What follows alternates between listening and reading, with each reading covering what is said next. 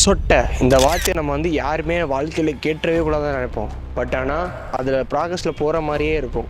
இன்றைக்கி பார்த்தா ஸ்டேஜ் 1 இருக்கும், 2 மாதம் கழிச்சு பார்த்தா ஸ்டேஜ் 2 ஹேர் ஃபாலில் இருக்கும், இன்னொரு 1 வருஷம் கழிச்சு பார்த்தா ஸ்டேஜ் 3 வந்துடும், இன்னொரு நம்ம ஒரு வயசு கல்யாணம் ஆகிற ஸ்டேஜில் போய் பார்த்தா ஸ்டேஜ் 4 வந்துடும். ஐயோ என்னடா நமக்கு ஏன்னா இவ்வளோ சீக்கிரம் முடி கொட்டுது அப்படின்னு நினச்சிங்கன்னா இந்த வீடியோ உங்களுக்காக தான். நம்மளுக்கு ஏன் ஹேர் ஃபால் ஆகுது, நமக்கு ஏன் ஹேர் ஃபால் வந்து தடுக்க முடியல, ஹேர் ஃபாலுக்கு ஒரு சொல்யூஷனே இல்லையா அப்படின்னு நினைக்கிறவங்களுக்கு தான் இந்த வீடியோ நீங்கள் ஃபுல்லாக பார்த்தீங்கன்னா உங்களுக்கு வந்து டீட்டெயிலாக தெரியும். ஃபஸ்ட்டு என்னன்னா mixing water with your shampoo. ஏன் வந்துட்டு ஷாம்பூவில் வந்து எல்லாம் தண்ணி கலந்து ஸ்கேல்பில் மசாஜ் பண்ணுங்கள், உங்கள் ஹேரை வாஷ் பண்ணுங்கன்னு சொல்கிறாங்கன்னு ஏன் தெரியுமா? அப்படி பண்ணுறப்ப உங்களோட ஷாம்பு வந்துட்டு அந்த வாட்டரோட மிக்ஸ் ஆகி நீங்கள் வந்து டைரெக்டாக உங்கள் ஹேரில் வந்து செலுத்துகிறப்ப அந்த ஷாம்பு இருக்க கெமிக்கல்ஸ்லாம் டைரெக்டாக போய் உங்கள் ஸ்கேல்பில் வந்து அஃபெக்ட் பண்ணிடக்கூடாதுக்காக தான் உங்களை வந்து தண்ணியில் மிக்ஸ் பண்ணி ஹேரில் வந்து யூஸ் பண்ணணும் அப்படின்னு சொல்கிறாங்க. இன்னொரு விஷயம் என்னன்னா, நீங்கள் வந்து வாட்டரில் வந்து ஷாம்பு மிக்ஸ் பண்ணி உங்கள் ஹேருக்கு யூஸ் பண்ணுறதுனால சீக்கிரமாக உங்கள் ஹேர் ஃபுல்லாக ஸ்ப்ரெட் ஆகி உங்கள் ஹேரில் இருக்க அழுக்கு, அப்புறம் இந்த ஹேர் ஃபாலிகல்ஸ் டஸ்ட்டு இதெல்லாம் வந்துட்டு அப்படியே எடுக்கிறதுக்கு தான் நம்ம வந்து ஷாம்பு வந்து மெயினாக யூஸ் பண்ணுறோம். இந்த டஸ்ட்டு, ஆயிலு, இந்த மாதிரி சப்ஸ்டன்ஸை நம்ம வந்து எடுக்கிறதுக்கு தான் நம்ம வந்து வாட்ரு வந்துட்டு அந்த ஷாம்புவோட யூஸ் பண்ணுறோம், இல்லை ஷாம்புவும் ஜென்ரலாக அதை தான் யூஸ் பண்ணுறோம். ப்ரோ நீ சொல்கிறதெல்லாம் கரெக்டு தான் ப்ரோ, ஆனால் எனக்கு வந்து எந்த ஷாம்பு வாங்குறதுனே தெரில ப்ரோ, நானும் எவ்வளோ ஷாம்பு ட்ரை பண்ணிட்டேன் ஆனாலும் எனக்கு இப்போ வரைக்குமே முடி கொட்டிட்டு தான் இருக்குது அப்படின்னு நினச்சிங்கன்னா நீங்கள் கரெக்டான ஷாம்புவை சூஸ் பண்ணியிருக்க மாட்டீங்க.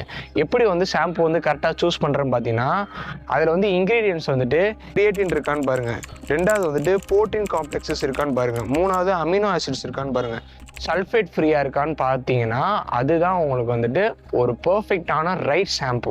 நான் வந்துட்டு ஒரு சில ஷாம்பூஸ்லாம் உங்களுக்கு வந்து சஜஸ்ட் பண்ணுறேன், டிஸ்கிரிப்ஷனில் லிங்க் தரேன், மறக்காமல் போய் நீங்கள் போய் செக் பண்ணி பாருங்கள். செகண்ட் என்னென்னு பார்த்தீங்கன்னா டயட் அண்ட் நியூட்ரிஷன்ஸ். நான் வந்துட்டு இந்த ஹேர் ஃபால் வீடியோக்கு வந்து சர்ச் பண்ணிகிட்டே இருக்கிறப்ப ஒருத்தன்ட்ட கண்ணில் மாட்டினாங்க, விட்டமின் டின்னு ஒருத்தன் மாட்டினான்.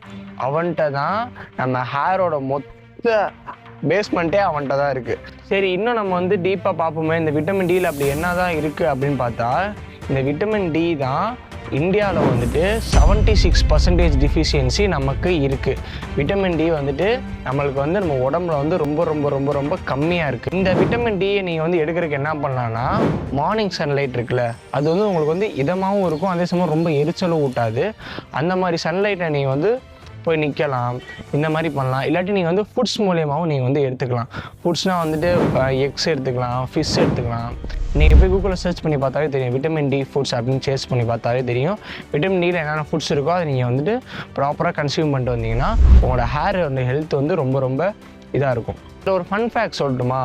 உங்கள் முடியை வச்சு உங்களோட ஹெல்த் கண்டுபிடிக்கலாம், உங்களோட லைஃப் ஸ்டைல் கண்டுபிடிக்கலாம், நீங்கள் என்னென்ன பண்ணுறீங்க கண்டுபிடிக்கலாம், எல்லாமே உங்களோட முடியை வச்சு கண்டுபிடிக்கலாம். இப்போ நீங்கள் முடியை எடுத்து டெஸ்ட் பண்ணி பார்த்தா உங்களோட ஹெல்த் லெவல் எவ்வளோ இருக்குது, உங்களுக்கு வந்து எவ்வளோ விட்டமின் இருக்குது, உங்களுக்கு வந்து எவ்வளோ அயன் சத்து இருக்குது உடம்புல அப்படின்னு சொல்லிட்டு A to Z எல்லா ஹெல்த் டீட்டெயில்ஸும் உங்கள் முடியிலேருந்தே எடுத்துடலாம். தேர்ட் ஒன் என்னென்னு பார்த்தீங்கன்னா வாஷ் யுவர் ஹேர் ப்ராப்பர்லி. இதில் என்ன ப்ரோ இருக்குது, தலைக்கு தண்ணியை ஊற்றினோமா, டக்குன்னு ஷாம்பு போட்டு வரட்டும் தேய்ச்சோமா வந்தோமா இல்லாமல் நீங்கள் என்ன ப்ரோ எப்படி முடியை கழுவுறதுலாம் சொல்லி தரீங்க அப்படின்னு கேட்டிங்கன்னா, முடியை நீங்கள் ஒழுங்காக கழுவுறதே கிடையாது. அப்படி நீங்கள் பண்ணுறனால தான் அதில் வந்து டஸ்ட்டு வந்து ஓவராக ஃபார்ம் ஆகி உங்களுக்கு வந்துட்டு ஹேர் ஃபால் வந்து ரொம்ப ரொம்ப வருது. சரி இதுக்கு ஒரு எக்ஸாம்பிள் நானே சொல்கிறேன், நீங்களே சொல்லுங்கள் நீங்கள் என்ன பண்ணுவீங்கன்னு.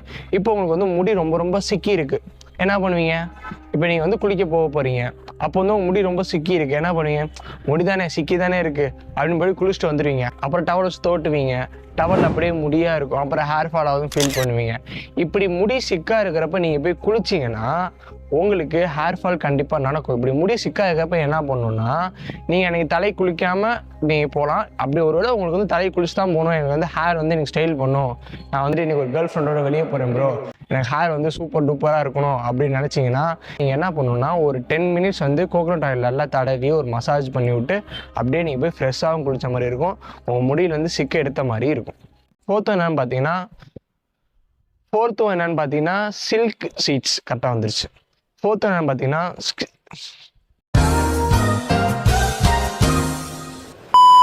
4th என்னன்னு பார்த்தீங்கன்னா சில்க் சீட்ஸ் வந்துட்டு நீங்கள் வந்து பில்லோ கேஸுக்கு வந்து யூஸ் பண்ணணும். ப்ரோ என்ன ப்ரோ சில்க் கேஸ்லாம் யூஸ் பண்ண சொல்கிறீங்க, எனக்கு அந்த அளவுக்குலாம் பட்ஜெட் இல்லை ப்ரோ அப்படின்னு நினச்சிங்கன்னா நீங்கள் அமேசானில் போய் பார்த்தீங்கன்னா ரொம்ப சீப்பாகவே இருக்குது.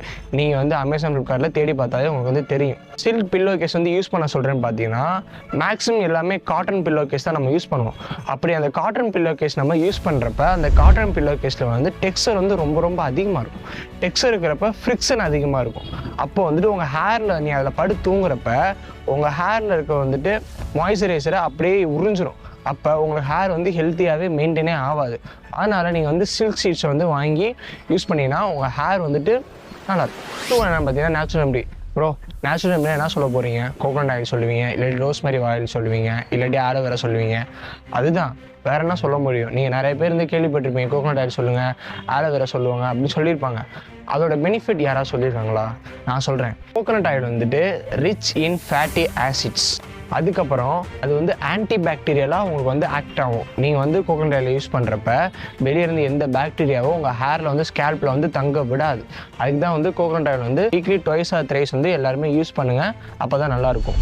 ஆலோவேரா வந்து எதுக்கு யூஸ் பண்ணுவாங்கன்னா உங்கள் ஹேரில் வந்து பிஹெச் லெவல் வந்து கரெக்டாக பேலன்ஸ் பண்ணுறதுக்காக வந்து யூஸ் பண்ணுவாங்க.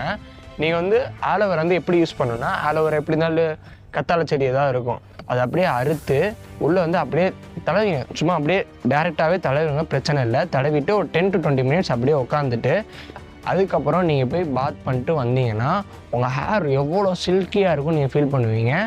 இப்போ எனக்கு பார்த்தீங்கன்னா கேர்லி ஹேர். எனக்கு வந்துட்டு உண்மையாலுமே சொல்லுங்கள், யார் யாருக்கெல்லாம் கேர்லி ஹேர் இருக்கோ அவங்களுக்கு எவ்வளோ பிஸியாக இருக்கும்னு. இப்போ எனக்கு முன்னாடி இருக்கிறத விட இப்போ வந்து குறைஞ்சிருச்சு. நான் அந்த ஃபோட்டோ ஆட் பண்ணுறேன் பாருங்க. எனக்கு கேர்லி ஹேர் இருக்கிறப்ப எவ்வளோ ஃப்ரிஸியாக இருக்கும். இப்போ எனக்கு ஓரளவுக்கு பரவாயில்ல, டீசெண்டாக டெக்ஸ்சர் கூட உங்களுக்கு பார்த்தா தெரியும். அந்த மாதிரி தான் இப்போ எனக்கு இருக்குது. ஹேர் ஃபால் வந்துட்டு ஜெனட்டிக்கலாக ஆகிறது நேச்சுரல், எக்ஸ்டர்னலாக ஆகிறது தான் தப்பு. இந்த 5 ஹேர் கேர் டிப்ஸை நீங்கள் ஃபாலோ பண்ணிங்கன்னா உங்களுக்கு ஹேர் ஃபால் வந்து கண்டிப்பாக ஆகாது. இந்த 5 தான் மெயின் ஹேர் ஃபால் சொல்யூஷன். இது தவிர நிறைய இருக்குது.